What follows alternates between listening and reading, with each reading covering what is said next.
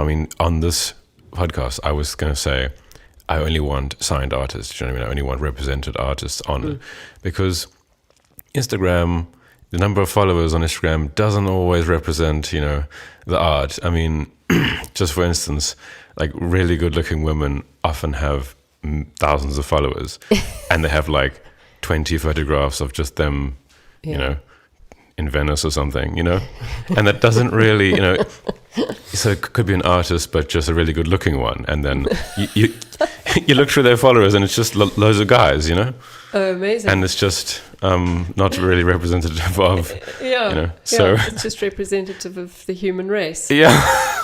It's so interesting. I mean, I've sort of,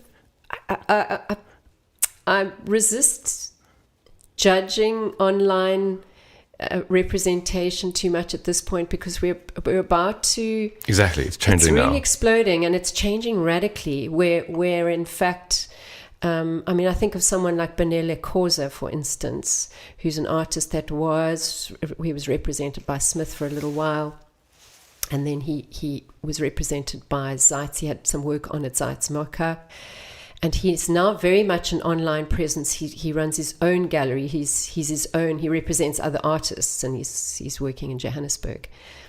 And he has very engages with other artists. Has amazing little short videos on Instagram, and he has basically said, well, no thanks, I'm going to represent myself. So there is still an element of the traditional gallerist, but it's an artist who's taken it over for himself. There's an empowerment in he's like, well, nobody can really represent me better than myself.